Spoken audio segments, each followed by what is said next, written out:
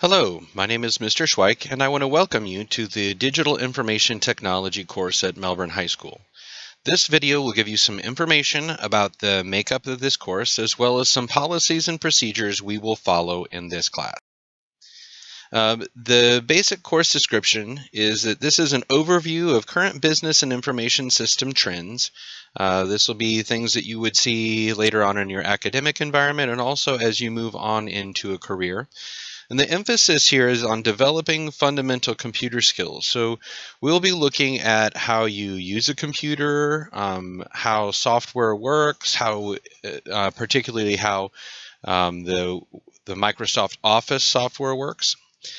You will be working on attaining your Microsoft Office Specialist Word 2016 certification. That is the final for this course.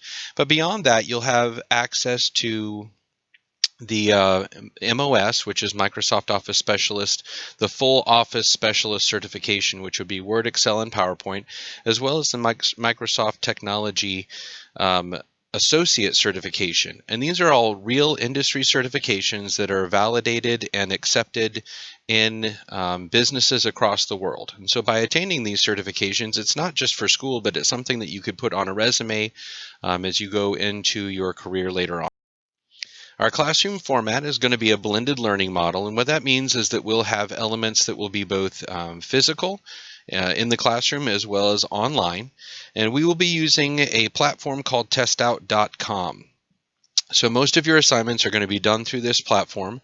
This can be done on one of the classroom computers or in any computer that has an internet connection.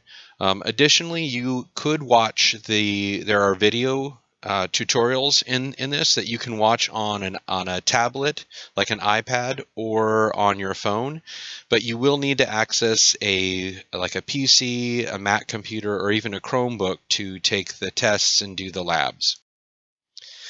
In my classroom, I have just three basic rules, and the first rule is I'll respect my school, faculty, and staff.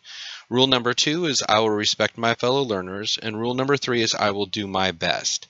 And I've phrased these rules as in the first person voicing as I will, and it encourages you to adopt this statement as your own. So as you come into my classroom, I encourage you to think in terms of I will respect my school, faculty, and staff. So when you're doing things in the classroom and you're thinking about performing an action, ask yourself, would this be respectful of Mr. Schweich? Would this be respectful of other teachers or other staff members? Also, ask yourself, would this be respectful of my fellow learners? Bringing in very pungent foods or being loud or being disrespectful in the classroom, that would be something that would be a problem. Also, the last one is I will do my best. I expect everybody in this classroom to do your very best. Now that's going to look different. Some people are going to have more experience with these applications, and so they'll be able to move ahead more rapidly. Some people are going to need a little bit more help, but that's okay. What I expect is wherever you're at, I expect you to do your best. Grading in this classroom follows the standard grading scale at Mel High, and that is as follows. A is 90 to 100, B is 80 to 89, so on and so forth. There's nothing really surprising there. What I do want to focus on, though, is that especially because of everything that's happening with our block schedule and our social distancing and e-learning, I've instituted a daily check-in, and this is both for my e-learners and for my in-person students. And my expectation is that within the first 10 minutes every day, you're going to complete a daily check-in, and it's just a couple simple questions, just to kind of check in with you and see how things are going, and it'll help me to make sure that I'm tailoring my learning to support you in the best way possible. Each of those daily check-ins are going to be worth 1 point each. And if you're absent, it won't count against you. But if you are absent for that day's class and do not complete the check-in, there's really not a way to go back and do it later. So I want you to make sure that you stay on top of these. Just make it part of your routine. If you're a face-to-face learner, As soon as you walk into the room, as soon as we get all of the cleaning procedures and all the stuff done at the computers, once you sit down, log into your computer, and the very first thing that you should do is go and do your daily check-in. Also, we will have a weekly check out. And so for most weeks, this will be on Friday, but whatever the last day of the week of the school week is, my expectation is that you complete a weekly check out. And again, it's just going to be a simple form. This is just going to have a few questions on there to help me assess where, what you've done that week and plan for how I can support you in the next week. Each one of those will be worth 5 points. My expectation is that if you're in class, either as an e-learner or in person, that you complete this on the last day that you're here. If you do happen to be absent the last day of class, we'll assess that as it comes. If it was a planned absence, I do expect that you finish this before you leave class.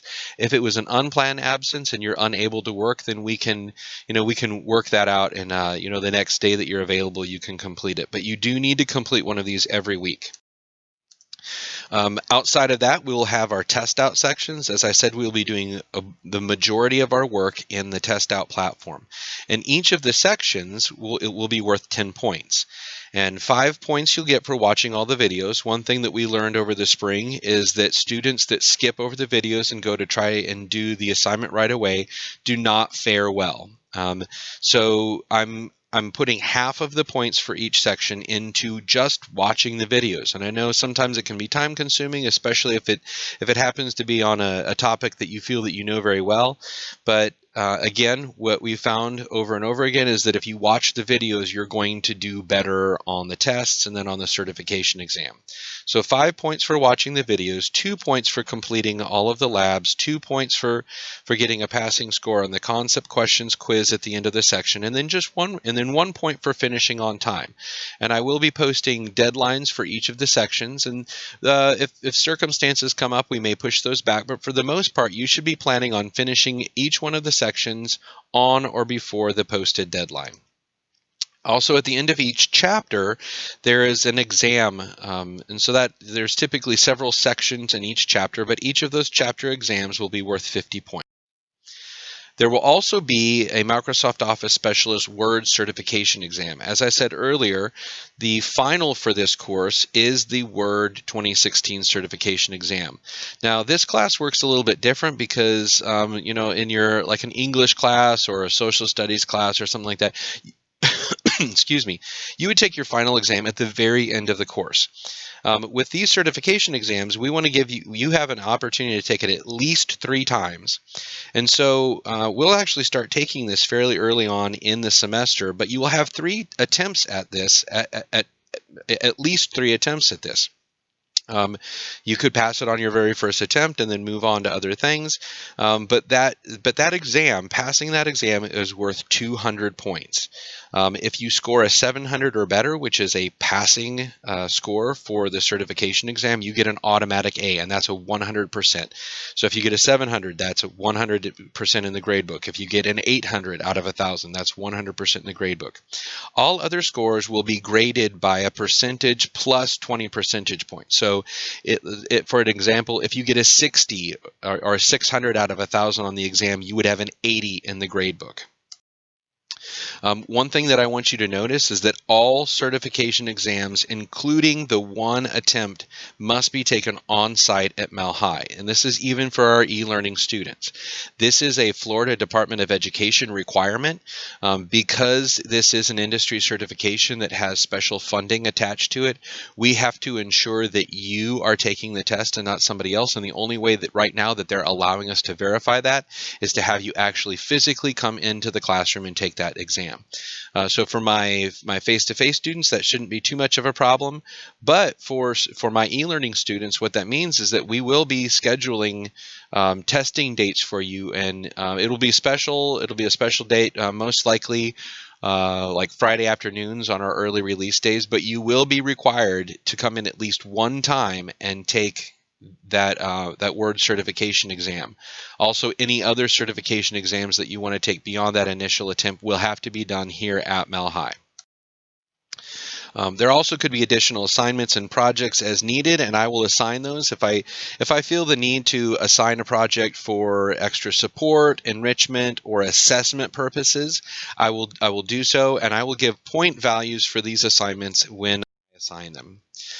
Further, on assignments, any assignment that I give is due by the end of class on the deadline. So if I say something is due on September 5th, by the end of your class period on September 5th, that assignment needs to be turned in or it is considered late. Late assignments, I reserve the right to count them for half credit. So if it was a 10-point assignment and you did it perfectly, but you turned it in late, I reserve the right to award only 5 points for that assignment. Also, especially because of our block schedule, we will we will complete half of the course in the first nine or in the first 9 weeks of this semester. Anything assigned in those first 9 weeks has to be turned in by then, because I'm not going to go back and do the grade submissions for every assignment. So just understand that if you do get behind and plan on catching up with your late work, that it does need to be turned in by the end of each grading period that it was assigned. Participation. I will keep lesson plans and deadlines posted on Focus. Also, if you are in my classroom, I have a whiteboard on the south side of the classroom that I use to keep track of our assignment deadlines and any other information.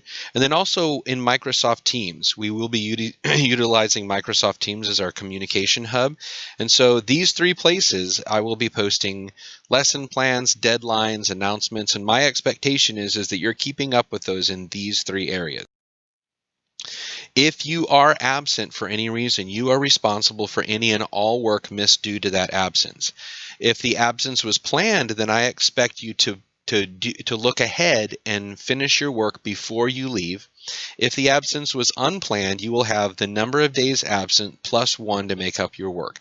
So for an example, if you're absent for 3 days, when you return to class, you will have 4 days. So that's the 3 days missed plus 1 to make up the work that was missed. Tardiness.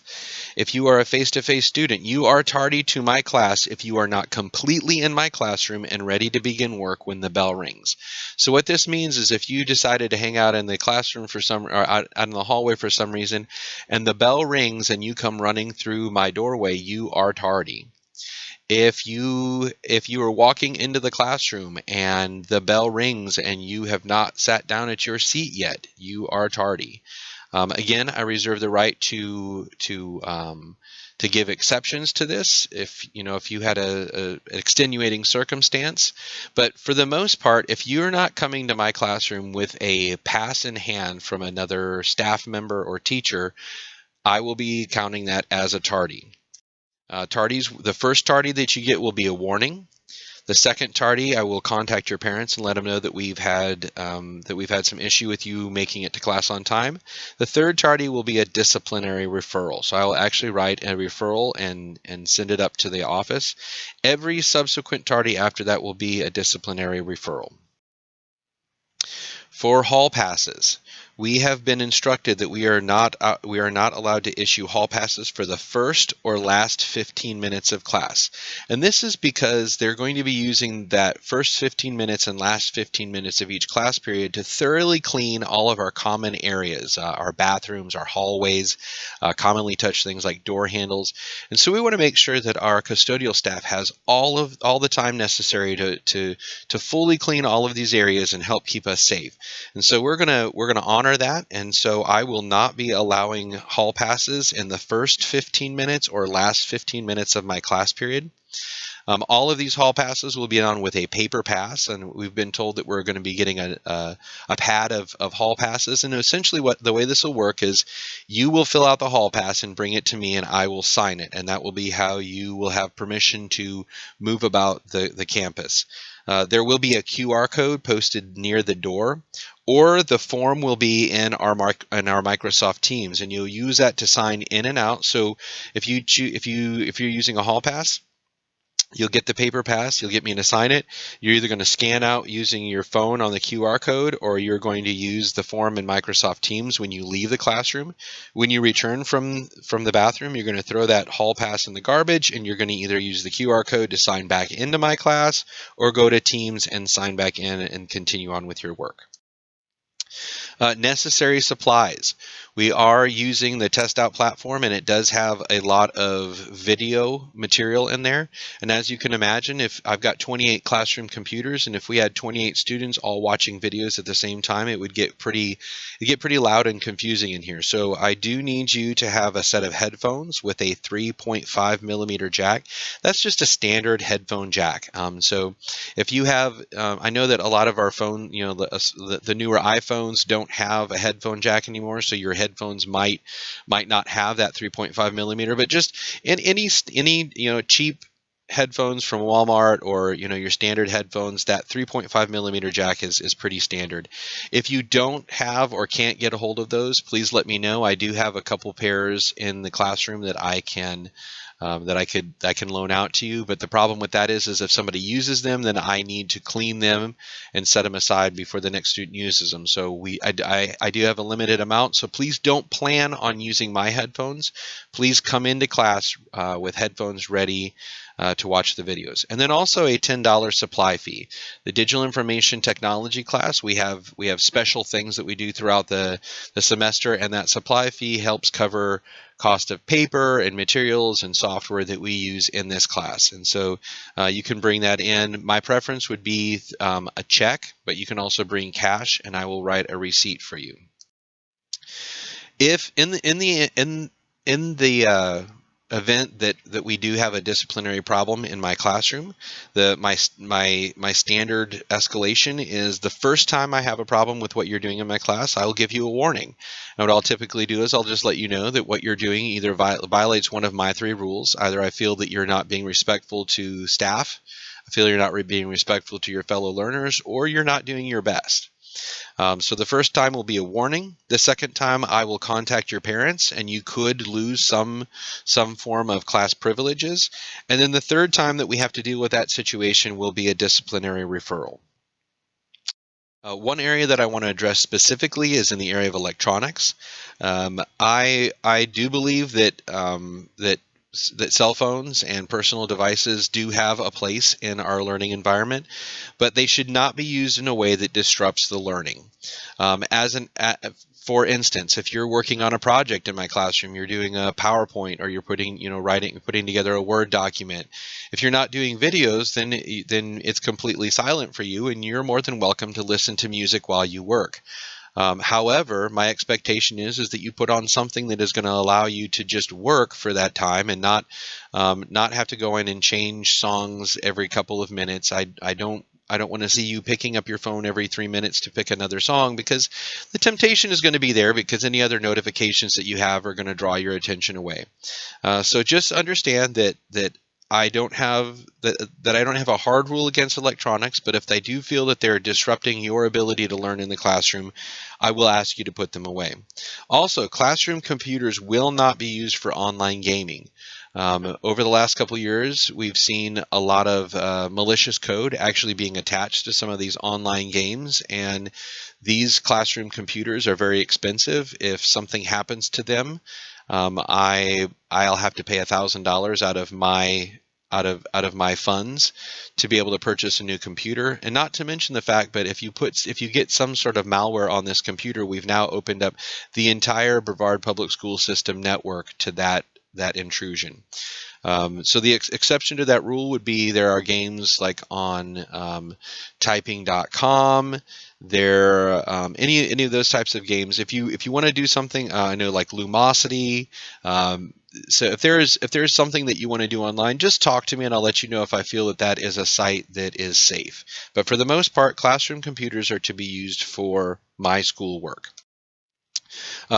If I feel that you're using electronics improperly, either your personal devices or the school devices, the first instance will be a warning, and then after that, I will just start issuing disciplinary referrals. I have a few suggestions for being successful in my class. The first one would be is attend the class every day and be on time. Numerous studies have showed that you have to be there to get the learning. So please plan on being here as much as possible and show up on time. It also helps you set good habits for when you get into your eventual career. Also, reflect on what you learn each day. I know that sometimes some of the topics that we're going to cover are going to seem very mundane, but just taking a little bit of time each day outside of class to think about what you've learned helps solidify that information and will help you recall it better when you're taking your certification exam. Keep up to date on assignments. It's so much easier to do the assignments as we do them as opposed to trying to cram them all in on that last day. Ask and answer questions in class. And if you need help, ask. I love helping students. I love making sure that we get past the hurdles and the barriers that we have here. And so, if you're running into a problem, please ask me. That's why I'm here, is to help you. Communication. This is for the students. I believe that it is important that high school students learn how to communicate with adults and advocate for themselves. I encourage you to communicate with me directly when you have questions or concerns. And what this means is that if you disagree with something that's going on in this classroom, please voice your concern, or let me know if you have a problem. Please let me know what's going on. I can't guarantee that my solution will be the solution that you want. But my expectation is that any conversation that we have starts between us.